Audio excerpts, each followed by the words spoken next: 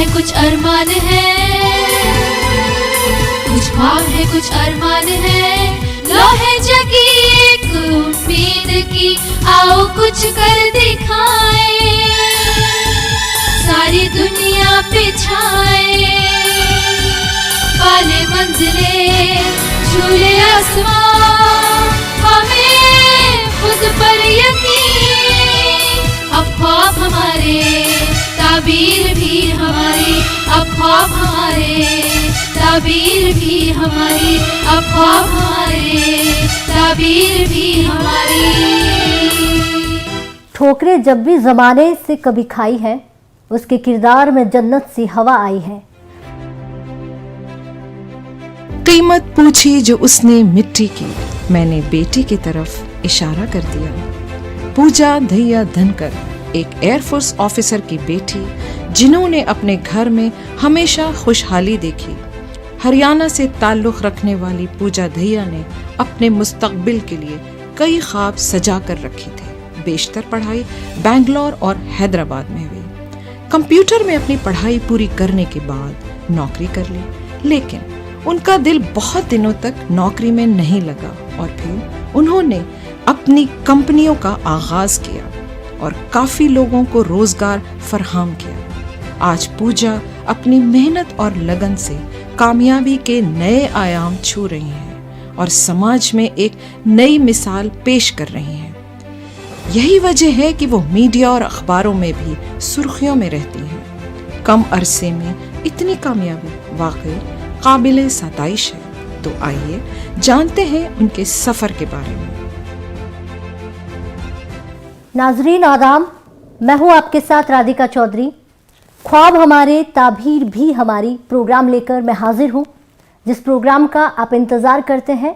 और उसी के साथ आज आपको एक ऐसी शख्सियत से रूबरू करवाने वाली हूं, जिन्होंने ये बता दिया कि समाज की रुकावट से लेकर, समाज के ताने बाने से लेकर, उन सभी के बीच वो अपने सपने के सफ़र को आगे लेकर बढ़ती रही। आज वही शख्सियत हमारे साथ मौजूद है। पूजा दहिया धनकर हरियाणा से आती है, वही हरियाणा जो धीरे धीरे अब बदलाव की ओर आगे बढ़ रहा है। लेकिन ऐसी शख्सियत हमारे साथ है, सीधा आपको मिलवाते हैं। वेलकम पूजा जी। शुक्रिया, शुक्रिया राधिका जी, मुझे यहाँ बुलाने के लिए आज धन्यवाद। हरियाणा से हैं आप जी। तो ये जानना बेहद ज़रूरी होगा कि आपका सफ़र कैसा रहा। जी, मैं हरियाणा से हूँ और मैं बहुत घमंड से कहती हूँ इसे कि मैं हरियाणा से हूँ। और सफ़र ज़िंदगी का अच्छा ही होता है, हर सफ़र अच्छा होता है। मुझे क्या बोलते हैं, डेस्टिनेशन से ज़्यादा अच्छा सफ़र लगता है। सो सफ़र मेरा, अगर आप प्रोफेशनल सफ़र देखें तो स्कूलिंग, क्योंकि मेरे पिताजी एयरफोर्स में ऑफिसर थे, तो हम पूरे भारत घूमे हैं, लकी रहे हैं इस तरह से। सो स्कूलिंग हमारी, मेरा जन्म हुआ कानपुर में और स्कूलिंग हुई कानपुर, बेंगलोर, हैदराबाद, ज़्यादातर साउथ में।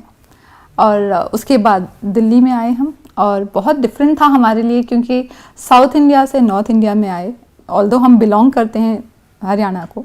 और फिर यहाँ आके कॉलेज शुरू किया। उसके बाद तो दिल्ली में ही हैं। तो जो प्रोफेशनल करियर शुरू हुआ आफ्टर कॉलेज, सपने थे, कुछ सपने थे। मैं बीच में बोलना चाहूँगी, जब मैं 9th में थी, जब हम बच्चे होते हैं, तब मेरा रुझान था साइंस की तरफ। और मैं बनना चाहती थी एक heart specialist, cardiologist, surgeon actually. पर उसका अलग रीज़न होता है। ये शायद जैसे जैसे उम्र बढ़ती है, शायद सोच बदलती है हमारी। हम दिल्ली में आए, इसलिए मैंने साइंस लिया था 10th में। मैंने बहुत अच्छा स्कोर किया, बहुत अच्छी पढ़ाई में थी मैं शुरू से ही, टचवुड। और जब हम कॉलेज में आए, तब रुझान हो गया टूवर्ड्स फैशन डिज़ाइनिंग, क्योंकि दिल्ली, जब हम आए तो दिल्ली बहुत ही आगे पहुंचा हुआ शहर था हैदराबाद से, अगर आप देखें तो यहाँ आके जब हमने देखा तो मेरा एक बहुत अच्छा सा रुझान था टूवर्ड्स फैशन डिज़ाइनिंग।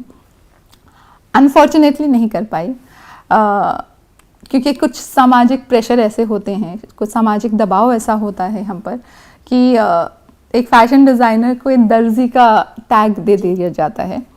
वो अनफॉर्चुनेटली उस टाइम पे हुआ जब मैं चाहती थी फ़ैशन डिज़ाइनर बनना।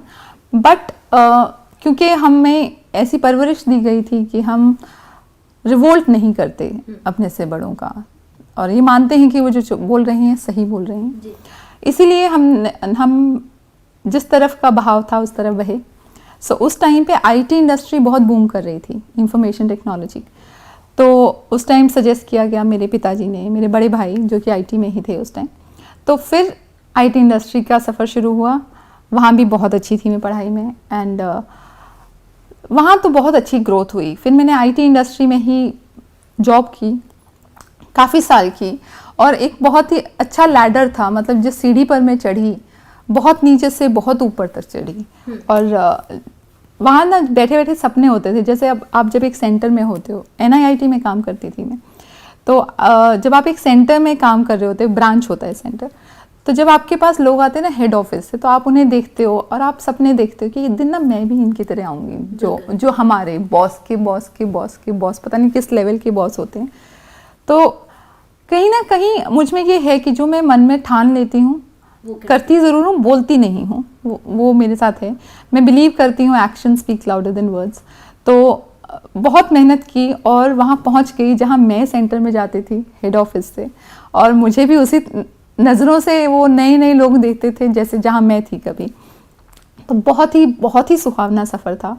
प्रोफेशनल सफ़र तो बहुत सुहावना था, बहुत सारी लर्निंग हुई, क्योंकि इस सफ़र में ऐसा भी था कि हम सेंटर मैनेजर्स थे जहाँ बच्चों से बहुत इंटरेक्शन था। बच्चे जिस उम्र में आते थे हमारे पास, वो थी 18 से 23। वो उम्र वो होती है जहाँ हर बच्चे को कोई ना कोई चाहिए हाथ संभालने के लिए, हाथ पकड़ने के लिए। वो उम्र या तो आपको बना देती है या आपको बिगाड़ देती है। उस उम्र में मैंने जितने बच्चों की ज़िंदगियाँ छुई, उसका मुझे आज भी मैं सोचती हूँ तो मेरे रोंगटे खड़े होते हैं। मैं बहुत अच्छा मानती हूँ उस सफ़र को, क्योंकि वहाँ मेरी उम्र में और उन बच्चों की उम्र में बहुत फ़र्क नहीं था, पर वो मुझे माँ बोला करते थे। बहुत सारे बच्चे मुझे माँ बोलते थे। बीच में पूछना चाहूँगी, क्या उम्र रही होगी जब बच्चे आपको माँ बोला करते थे? वो बच्चे होंगे 18 से 23 साल के, और मैं होंगी शायद 27-28 साल की, पर वो मुझे तब भी माँ बोला करते थे। और वो जो फीलिंग होती थी ना, वो जो एक दिल में एक सेटिस्फैक्शन होता है ना, एक आप तसल्ली मिलती है, एक सुकून मिलता है, वो सुकून मुझे आज तक के जॉब में नहीं मिला। लेकिन जहाँ तक मैं जानती हूँ, लड़कियों को आंटी माँ बोलने से थोड़ा सा प्रॉब्लम है, तो आपको कभी नहीं लगा कि मुझे माँ क्यों बोला जा रहा है, मुझे मैम बोला जाए? नहीं, मैम से ज़्यादा मुझे माँ शब्द, मैं अपनी मॉम को भी माँ बोलती हूँ। माँ शब्द मुझे बहुत छूता है, आई डोंट नो, क्योंकि माँ एक वो होती है जो आपको बचपन से और जब तक आप जिंदा रहते हैं या जब तक वो आपके साथ होती हैं, वो जो आपको परवरिश देती है ना, वो आप अपने मरते दम तक अपने आने वाली पीढ़ियों को देते आते हैं। क्योंकि पिताजी कई बार जॉब में होते हैं, बिजी होते हैं, माँ हमेशा से आपके साथ रहती है। सो जहाँ एक पिता आपको स्ट्रॉन्ग बनाता है इमोशनली और प्रैक्टिकली, वहाँ माँ आपको परवरिश दे रही होती है अच्छा इंसान बनने की। सो इसलिए मुझे माँ शब्द से बहुत लगाव है, और मुझे बहुत अच्छा लगता है जब मुझे कोई माँ बोलता है। तो वो वाला जो समय था बहुत अच्छा था। मतलब आज तक का अगर मेरा बेस्ट सफ़र था तो वो था। आपके सफ़र के बारे में जितना मैंने सुना है, ये समझ में नहीं आ रहा है कि आईटी सेक्टर से फैशन की दुनिया में कदम रखना, मुझे लगता है कि ज़मीन आसमान जितना फ़र्क है। क्या ऐसा था आपके दिल में जो आपको ज़िंदा रख रहा था कि मुझे नहीं फैशन की दुनिया में जाना है? ये वो ख्वाब थे जो मैंने देखे थे जब मैं 18 साल की थी, 17 साल की थी शायद। और सामाजिक जो मैंने बोला दबाव की वजह से जो मैं नहीं कर पाई थी, पर मैंने उन ख्वाबों को नहीं छोड़ा था। मैंने वही किया जो मेरे बड़े चाहते थे। पर वो ख्वाब कभी, बोलते ना कि जो ख्वाब आपको सोने ना देना वो सबसे अच्छे होते हैं। तो ये वो ख्वाब था मेरी ज़िंदगी में जिसने मुझे एक दिन भी सोने नहीं दिया। सो जब मैं आईटी इंडस्ट्री में थी तब भी मेरा कहीं ना कहीं रोज़ कुछ ना कुछ फैशन से रिलेटेड पढ़ना, साथ साथ में कोर्सेज करना, ये सब मैं कर रही थी, तैयारी सारी कर रही थी। क्योंकि जब जॉब मिल जाती है, जब आप शादीशुदा हो जाते हैं, तो आपको एक फ्रीडम हो जाती है कुछ और अपने आप करने की। तो ये सब मैं साथ साथ करती रही। और जिस दिन मैंने वो मुकाम पाया आईटी इंडस्ट्री में, जो मैं एक ख्वाब देख रही थी कि मैं उस लेवल पे पहुंचूं कि मैं उस हेड ऑफिस से रीजनल मैनेजर बन सकूं, जिस दिन वो पूरा हुआ, उस दिन मुझे लगा कि बस अब नई जर्नी शुरू करते हैं, नया सफ़र शुरू करते हैं। क्योंकि एक और चीज़ मैं बताना चाहूँगी यहाँ, जब हम बड़े हो रहे थे ना, तो हमें बोला जाता था कि एक चीज़ पे फोकस करोगे आप तो कुछ बनोगे, अगर आप बहुत सारी चीज़ें करना चाहोगे तो कुछ नहीं बनोगे। अब ये बातें मुझे कहीं ना कहीं विश्वास नहीं होता था और मुझे ये लगता था कि एक ही ज़िंदगी है, मुझे तो एक ही ज़िंदगी में बहुत कुछ करना है, क्या पता अगला जन्म किस रूप में आए हम धरती पर। तो इसीलिए फिर आईटी इंडस्ट्री को हमने बाय कहा, रुख्सत किया और हम आगे बढ़े। जो मेरा सपना था एक एम्प्लॉयर बनने का, जॉब देने का, वर्क देने का लोगों को, बहुत रिसर्च की, बहुत इंटरनेशनल ट्रिप्स किए, क्योंकि फ़ैशन डिज़ाइनिंग तो मैं कर चुकी थी, बट जो मैं करना चाहती थी आगे वो बहुत अलग था, जो कि आपने पूछा फ़ैशन डिज़ाइनिंग। मेरा रीज़न ये नहीं था कि मुझे फ़ैशन पसंद है, मेरा रीज़न ये था कि मुझे लगता है हर इंसान खूबसूरत होता है, हर इंसान, चाहे वो मर्द हो औरत हो, सब खूबसूरत होते हैं। पर अनफॉर्चुनेटली हम जिस समाज में रहते हैं हमें जज किया जाता है हम जिस तरह दिखते हैं। सो अगर देखने पे ही पता चलता है कोई खूबसूरत है तो मुझे लगा कि इसमें सबको खूबसूरत बनाना चाहिए और वो मुझे शुरू करना चाहिए, चाहे वो किसी भी साइज़ हो। जैसे आज बोलते हैं लोग 0 साइज़ अच्छा होता है, मैं नहीं मानती, मैं मानती हूँ हर साइज़ अच्छा होता है, हर इंसान खूबसूरत होता है। तो मैं बस ये चाहती थी कि अपने डिज़ाइन के द्वारा मैं हर इंसान के जो अंदर का रूह है ना, जो हम बोलते हैं सोल, उसे बाहर ला सकूं, दिखा सकूं। इसलिए मैं डिज़ाइन तब करती हूँ जब मैं एक इंसान से पूछ लेती हूँ कि वो हैं कैसे, सो दैट उनकी पर्सनालिटी ला सकूं। वो नहीं जो फैशन में है, जो किसी ने बोला अभी ट्रेंड है, वो नहीं चलाती मैं, वो नहीं बनाती मैं बहुत अलग, यूनिक, इंडिविजुअल, स्पेसिफिक चीज़ें बनाती हूँ। अब वक्त के साथ लोगों को बदलना या उनकी सोच को बदलने में विश्वास रखती है, लेकिन आपका मैं जानना चाहूँगी 2004 में शादी होना, उसके बाद का वक्त, उसके बाद का सफ़र जो है वो आपके लिए कितना बदलाव लेकर आया? शादी हर एक इंसान की ज़िंदगी में बदलाव लाती है, क्योंकि आप एक सफ़र में हैं, जिस सफ़र को आप चलते आ रहे हैं उसमें एक और शख्स जुड़ जाता है आपके साथ ज़िंदगी भर के लिए, और कुछ रिश्ते थोड़े दूर हो जाते हैं फिज़िकली, तो बहुत चेंज आते हैं। और मैं अपने घर में सबसे छोटी हूँ तो बहुत ज़्यादा इमोशनली अटैच्ड और थोड़ी पैम्पर्ड, मुझे खाना वाना बनाना नहीं आता था, किसी ने सिखाया नहीं था क्योंकि मैं छोटी थी।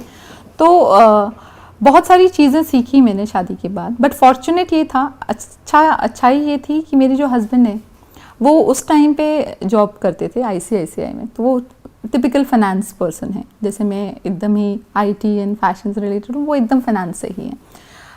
पर हम दोनों में बहुत अच्छा कंपटीशन होता था शुरुआत में, जो मुझे बहुत अच्छा लगता था।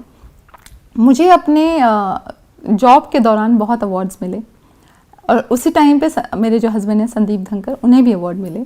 तो हम लोगों में बड़ा हेल्दी कंपटीशन चलता था उस टाइम, तो अच्छा था, बहुत अच्छा था। सफ़र बस ये है कि मैं अपने फादर इन लॉ नहीं है मेरे, तो वो ज़रूर एक फादर फिगर मिस करती हूँ अपने इन लॉज की साइड। बाकी हमारी फैमिलीज़ बहुत सिमिलर हैं, क्योंकि मेरे जो हस्बैंड हैं उनकी फैमिली आर्मी बैकग्राउंड से हैं, तो मेरे फादर इन लॉ आर्मी में ऑफिसर थे और मेरे फादर एयरफोर्स में ऑफिसर थे, तो फैमिली वाइज सिमिलर था, बहुत अच्छा था। मदर इन लॉ बहुत कोऑपरेटिव हैं, बहुत ज़्यादा, मतलब उस ज़माने के हिसाब से देखें तो बहुत ओपन माइंडेड हैं एंड सपोर्ट वेरी, मतलब उन्होंने मुझे कभी, जो मुझे डर लगता था जब मेरी शादी होने वाली थी ना, तो मेरी दोस्त मुझे बोला करती थी कि पूजा तुम्हें खाना बनाना नहीं आता, ये सबसे बड़ी चीज़ होती है, स्पेशली जाटों में, हरियाणा फैमिली में, क्योंकि हरियाणा में बहुत सारे लोग सर्विसेज जैसे हम हाउस हेल्प रखते हैं उसमें विश्वास नहीं रखते। तो मुझे बहुत डर था अंदर ही अंदर। पर जब मेरी शादी हुई तो मेरी मदर इन लॉ इतनी अच्छी थी कि उन्होंने मुझे कभी बनाने ही नहीं दिया खाना, सो टच वुड, पर सिखाया अपने साथ, बहुत सिखाया एंड अच्छा था सफ़र। मुझे मतलब अगर मैं सजेशन दूँ ना किसी को शादी के बारे में, मैं ज़रूर बोलूँगी शादी ज़रूर करनी चाहिए। क्या बात है। मैं सवाल पूछूं उससे पहले लड़कियों के लिए कहना चाहूँगी, शादी से डर लगता है, उसके बाद ज़िंदगी बदल जाती है, लेकिन आपके चेहरे की मुस्कान बता रही है कि ज़िंदगी बेहद खूबसूरत हो गई है। तो पतिदेव का कितना सपोर्ट आपके जीवन में रहा? मेरे पति का बहुत सपोर्ट रहा, स्पेशली जब जॉब होता है तब तो पता नहीं चलता क्योंकि दोनों ही जॉब में थे। मुझे तब रियलाइज़ हुआ जब मैंने अपना बिज़नेस शुरू करना चाहा। वो बहुत बड़ा स्टेप था, बहुत ज़्यादा इन्वेस्टमेंट लगती है उसमें, हर तरह से सपोर्ट चाहिए होता है, बहुत ज़्यादा घूमना पड़ता है, रिसर्च करनी पड़ती है। बस वहाँ से मुझे ये रियलाइज़ हुआ, उससे पहले नहीं रियलाइज़ होता था, उससे पहले लगता था कि बाय डिफ़ॉल्ट हैं ही हमारे साथ। पर तब जब टाइम आया सच में सपोर्ट का, तो संदीप वहाँ थे। मेरा बिज़नेस शुरू करने में इन्वेस्टमेंट सारी संदीप की थी। सो जितना हम घूमे हैं, हम पेरिस गए थे, बैंकॉक गए थे बिज़नेस के लिए, बहुत कुछ ढूंढने, कपड़ों का लेटेस्ट फैशन देखने, यूरोप गए थे, हर जगह संदीप मेरे साथ थे। उन्होंने मुझे अकेला नहीं भेजा कि आप जाओ और करो। सो दैट वेज उन्होंने मुझे बहुत सपोर्ट किया। उससे ज़्यादा अब जब हम फैशन लाइन में आ जाते हैं, हमारी लाइन बहुत डिफरेंट है। मतलब हमारे शोज़ कभी चंडीगढ़ में हो रहे हैं, कभी जयपुर में, कभी हैदराबाद में, कभी चेन्नई में। एंड टच वुड, मुझे आज तक कभी ये जवाब नहीं देना पड़ा या मुझसे कभी पूछा नहीं गया कि क्यों जा रही हो, इतने दिन क्यों जा रही हो, जो जनरली होता है मेरे साथ जो है वो बहुत कुछ झेलती हैं, मैं सुनती हूँ। पर टच वुड आई थिंक ऊपर वाले की मेहरबानी है, कभी सवाल जवाब नहीं होते हमारे। वो बस ये ज़रूर पूछते हैं कि सही सलामत पहुँच जाओ, अपनी लोकेशन ज़रूर शेयर कर देना, मतलब केयर करते हैं, तो अच्छा लगता है। तो सपोर्ट था, आई थिंक उनकी सपोर्ट के लिए, उनके सपोर्ट के बिना, ये तो मैं सबसे कहूँगी, जब तक फैमिली की सपोर्ट नहीं होती ना, आप सच में दिल से उठ नहीं पाते। क्योंकि कहीं ना एक वो रह जाता है कि काश मेरी फैमिली मेरे साथ होती, जो जहाँ भी मैं पहुँच रही हूँ मेरे परिवार मेरे साथ होता, मेरा हस्बैंड मेरे साथ होता, तो एक अलग ही खुशी होती है। सो आई थिंक बहुत ज़रूरी है, बहुत ज़रूरी है आपके लाइफ पार्टनर का आपको सपोर्ट करना। पति का सपोर्ट समझ में आया, लेकिन आपके 2 बच्चे हैं, वो क्या करते हैं? मेरे 2 खूबसूरत से एंजेलिक बच्चे हैं। बेटा बड़ा है मेरा, 16 साल का है, 11th में है, इंजीनियरिंग स्ट्रीम ली है उसने। छोटी बेटी है, वो 8th में है। टचवुड दोनों पढ़ाई में बहुत अच्छे हैं। पर हाँ, एक चीज़ मैं ज़रूर कहूँगी, आज तक दोनों बच्चों ने ट्यूशन नहीं पढ़ा, मैंने ही पढ़ाया उन्हें पहले दिन से लेके आज तक, और अभी भी पढ़ाई रही हूँ। 11th स्टैंडर्ड थोड़ा टफ होता है, तो पढ़ के पढ़ाना पड़ रहा है, बट ये अच्छा है, ये अच्छा लगता है। बहुत ईमानदार और इनोसेंट तो सारे बच्चे ही होते हैं, बट बहुत ऑनेस्ट हैं, बहुत सिंपल हैं। आज के ज़माने को देखोगे आप तो मेरे बच्चे थोड़े सिंपल हैं, बट ठीक है। वो अपने नाना नानी के साथ बहुत रहे हैं बचपन में, तो और हमें अच्छा लगा, ये सौभाग्य था हमारा कि वो उनके साथ रहे। क्योंकि जो हमारे पेरेंट्स की परवरिश आएगी हमारे बच्चों में, वो हम नहीं दे सकते। उनसे जब डायरेक्टली आती है तो अलग ही परवरिश होगी वो। तो आई थिंक ये ऊपर वाले का करम है कि हमारे बच्चे उनकी छत्र छाया में पले बड़े हुए, और शायद इसीलिए हमारे लिए बहुत आसान हो गया। पूजा जी, आप हरियाणा से हैं, और हरियाणा में तो एक कहावत है, म्हारी छोरिया के छोरों से कम है। इस कहावत को आपने सटीक साबित किया। इस बात के लिए मैं ये कहूँगी कि अगर आप जैसी बेटियां और आगे आए तो नहीं जाने कितना बदलाव हो सकता है। क्या आपको लगता है वो बदलाव 2021 में आप जैसा देखती है वैसा ही हो रहा है? वो एक शेर है ना नज़्म साहब का, जाने कौन सी मिट्टी की तकलीफ है, क्यों इतनी चोट पर भी वो टूटता नहीं। यस, बिकॉज सच में मेरे पूछो तो, मेरी मानो तो आई थिंक छोरियाँ छोरों से ज़्यादा है। वैसे मैं वो भी नहीं कहूँगी, सब साथ हैं, इंक्लूसिविटी है। आई थिंक अब जो ज़माना है काफ़ी आगे बढ़ गया है, हरियाणा भी बहुत आगे बढ़ा है। वहाँ की लड़कियाँ हम देखें तो कहाँ नहीं हैं। आप पायलट में देखिए, आप फील्ड्स ऐसी ऐसी में देखिए, डॉक्टर्स हैं, पॉलिटिशियंस हैं, हर फील्ड में हरियाणा की लड़कियाँ हैं, और वाइट लड़कियाँ लड़के भी हैं। और ना सिर्फ हरियाणा, चाहे वो कोई भी स्टेट हो, कोई भी गांव हो, कोई भी कस्बा हो, छोटे से छोटा, हम देखते हैं आजकल IAS टॉपर्स बहुत छोटे छोटे कस्बों से निकल के आती हैं। सो ऐसा नहीं है कि छोरियाँ छोरों से कम नहीं हैं, ये मैं आपकी बात एब्सोल्युटली मानती हूँ। पर मैं ये ज़रूर कहूँगी, छोरे और छोरियाँ साथ हैं तभी समाज आगे बढ़ेगा। ये कहने के बावजूद मैं एक चीज़ ज़रूर कहूँगी, जितनी भी डेवलपमेंट हुई है, जितना भी हम बाहर आए हैं, चाहे वो हरियाणा हो, राजस्थान हो, पंजाब हो, मैं ये नाम सिर्फ स्टेट के लिए ले रही हूँ, मेरा मतलब ये पूरे भारत से है। हर जगह छोटे छोटे गांव हैं हमारे, जहाँ से भी लड़कियाँ बाहर आ रही हैं, बहुत अच्छा लगता है देखकर, क्योंकि यही दिखा रहा है कि हम आगे बढ़ रहे हैं। ज़रूरी ये है कि ये मैसेजेस, जितनी भी लड़कियाँ बाहर आ रही हैं, क्योंकि हम महिलाओं की बात कर रहे हैं, तो उन महिलाओं को देखकर जो भी नहीं आ पा रही हैं, वो अपनी बंदिशें किसी न किसी तरह तोड़ें और आगे बढ़ें, अपने अंदर विश्वास रखें, उससे आगे बढ़ेंगे। मैं ये नहीं मानती कि पेरेंट्स रोकते हैं, बिकॉज कई बार तो जो हमारे पेरेंट हैं, जो हमारे गार्जियन हैं, जो हमारे माँ बाप हैं, शायद उन्हें पता ही नहीं है, अवेयरनेस ही नहीं है कि हमें कहाँ भेजना है अपनी बेटियों को, और वो प्रोटेक्टिव हैं, उसमें कोई बुराई नहीं है। हर माँ बाप अपने बच्चे के लिए प्रोटेक्टिव होता है। ज़रूरत ये है कि चाहे वो आज की पीढ़ी हो, अपने माँ बाप को समझाइए, दिखाइए आप कहाँ जाना चाहते हैं। ये मत सोचिए नहीं जाने देंगे तो हम नहीं बताएंगे। आप उन्हें समझाइए, उन्हें मनाइए, उन्हें दिखाइए आगे का फ्यूचर क्या है। कौन माँ बाप अपने बच्चे को सफल नहीं देखना चाहता? कौन माँ बाप नहीं चाहता कि बच्चा कुछ बने और बोले मैं यहाँ अपने माँ बाप की वजह से हूँ। मैं माँ बाप को कभी दोष नहीं देती, क्योंकि मेरे अनुसार कोई भी माँ बाप जानबूझ के बच्चों को के पंख नहीं काटते, वो उनके सपने नहीं कचोटते, वो भेजना चाहते हैं, वो सब कुछ चाहते हैं। आई थिंक ये एक दोनों पीढ़ियों को काम करना है। जो नई जनरेशन है, जो नई पीढ़ी है, उसे माँ बाप की जो पीढ़ी है उन्हें समझाना है। और जब हम सारे एक प्लेटर पर होंगे, एक ही प्लेटफॉर्म पर होंगे, तब आगे बढ़ेंगे हम। मैं ये ज़रूर कहूँगी, जो पहला बंदिश होती है वो आपके अंदर है। जब वो टूटती है तो माँ बाप पे जाती है, वो टूटती है तो समाज पे जाती है, वो टूटती है तो देश पे जाती है। आपको पहला स्टेप आपको लेना है। जो भी मुझे सुन रहे हैं, पहला स्टेप आपको लेना है। पहला आप अपने को एक्सक्यूज मत दीजिए, बहाने मत बनाइए, मेरे माँ बाप नहीं मानेंगे। नो, दैट इज एब्सोल्युटली गलत है ये।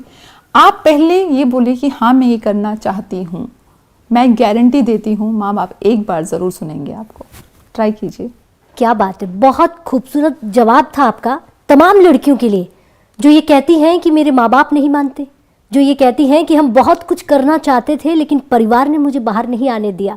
आपने तो ये सच साबित कर दिया कि परिवार बाद में, पहले आप आगे आइए। पूजा जी, इतने सारे काम करती हैं आप, घर संभालना, बच्चों को संभालना, जो टाइम मैनेजमेंट है वो किस तरह से आप मैनेज करती हैं, ये हर कोई जानना चाहेगा। टाइम मैनेजमेंट बहुत ही उम्दा सवाल है ये, मुझे अच्छा लगा, इसका जवाब देना पसंद आएगा मुझे। पहली बात तो मुझे बिज़ी रहना बहुत पसंद है, बहुत। मुझे लगता है टाइम फ्री होना ही नहीं चाहिए, पर जब होता है तो आई थिंक ये सारा मैनेज पता है कब होता है, जब आप हर काम की जो नींव रखते हैं, जब आप उसे ठीक रख लेते हैं ना, तो आगे के काम खुद ब खुद ठीक होते जाते हैं।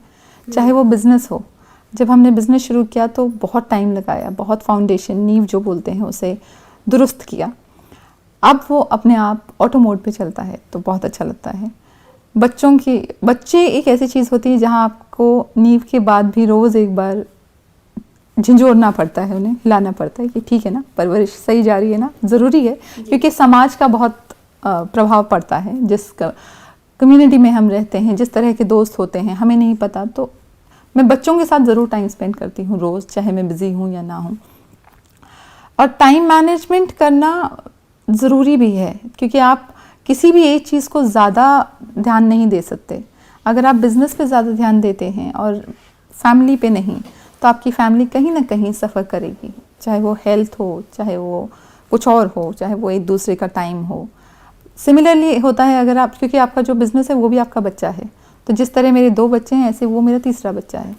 और भी बिज़नेस है मेरे, तो मैं अपने बिज़नेस को अपने बच्चों की तरह लेती हूँ, तो हर एक को इक्वल टाइम देती हूँ। फिर भी अगर मेरे पास टाइम बचता है तो मेरा फोकस थोड़ा सा डिफरेंट है। जैसे लोग अपने फ्री टाइम में बुक्स पढ़ते हैं, मैं अपने फ्री टाइम में रिलेशनशिप्स पे ध्यान देती हूँ। जैसे माँ बाप, मैं ज़रूर उनसे मिलने जाती हूँ।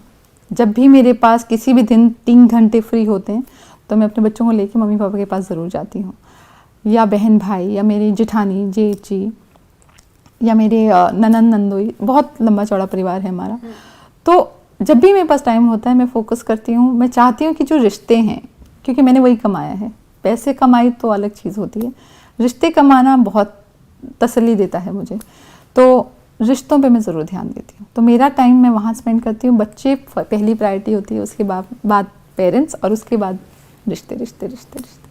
बहुत सुंदर। ऐसा लगता है कि आप बहुत कुछ सिखा रही है, लेकिन आप पूरी दुनिया घूमी है, जहाँ तक आपने नाम बताए, बहुत कुछ देखा है। क्या ये जो रास्ता है यहाँ तक है या इसकी मंजिल भी है? मंजिल है, हर रास्ता किसी न किसी मंजिल तक तो पहुंचता ही है। मंजिल है, और आपको शायद जानकर थोड़ा डिफरेंट लगेगा, क्योंकि मेरी मंजिल ना तो आईटी से रिलेटेड है और ना ही फैशन की लाइन से। मेरी मंजिल है कि मेरे 2 सपने हैं, जिस दिन वो पूरे होंगे वो मेरी मंजिल होगी। ये तो सिर्फ ज़रिया है वहाँ तक पहुँचने का।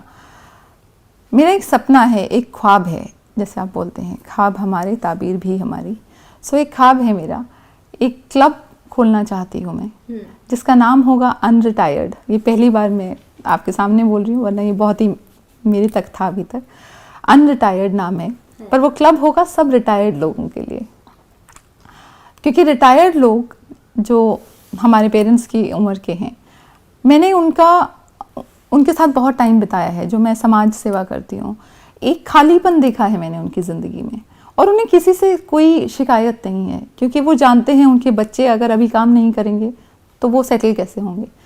तो उन्हें किसी से शिकायत नहीं है, पर अपना एक खालीपन है, क्योंकि उन्हें उन जैसे लोग चाहिए। हम देखते हैं ना, हमारे उम्र के जो दोस्त हैं वो हमारी उम्र के हैं, ऐसे ही उनकी उम्र के जो दोस्त हैं वो उन्हें ढूंढते हैं, और अनफॉर्चुनेटली हो नहीं पाता कि वो मिले, क्योंकि सबके या तो ग्रैंड चिल्ड्रन घर पर होते हैं, उन्हें देखना होता है, या घर पे रहते हैं हमारे जो रिटायर्ड लोग होते हैं। तो मैं उनके लिए एक अनरिटायर्ड, कभी रिटायर ना होने वाला क्लब खोलना चाहती हूँ। तो वो मेरा सबसे बड़ा सपना है, जहाँ पे सारी रिक्रिएशनल एक्टिविटीज़ होंगी, उनके उम्र के हिसाब से इंडोर गेम्स होंगे, आउटडोर वॉक्स होंगी, योगा फैसिलिटीज़ होंगी, लाइब्रेरी होगी, टीवी रूम होगा, न्यूज़ चैनल्स होंगे, बहुत कुछ होगा वहाँ पर। वो है मेरा, जो आप बोल रहे हैं जहाँ मुझे पहुँचना है, मंजिल, वो मेरी मंजिल है, वो मेरा ख्वाब है, जिसके लिए मैं बहुत मेहनत कर रही हूँ काफ़ी सालों से, और इंशाल्लाह भगवान ने चाहा तो ज़रूर पहुँचूंगी वहाँ तक। पूजा जी, ऊपर वाले से दुआ करती हूँ कि आपका ख्वाब पूरा हो। ये हम सब की दुआएं हैं कि आप अपनी मंजिल तक पहुँचें और इस सपने को पूरा करें। शुक्रिया राधिका जी। एक लाइन बोलना चाहती हूँ मैं यहाँ पर, कि मर के भी किसी को याद आएंगे, किसी के आंसुओं में मुस्कुराएंगे, बस ऐसा कुछ करके इस ज़माने से विदाई लेंगे। थैंक यू पूजा दैया धनकर जी। शुक्रिया आपका, थैंक यू आपका राधिका जी, नज़म जी का, थैंक यू दूरदर्शन का, कि मुझे ये वक्त दिया जहाँ मैं अपने जीवन के जितने संघर्ष थे वो बता पाई। और बहुत अच्छा लगेगा अगर हमारे जो दर्शक हैं, जो देख रहे हैं, अगर किसी एक की भी ज़िंदगी में छू पाऊँगी अपने सफ़र से, तो शुक्रिया।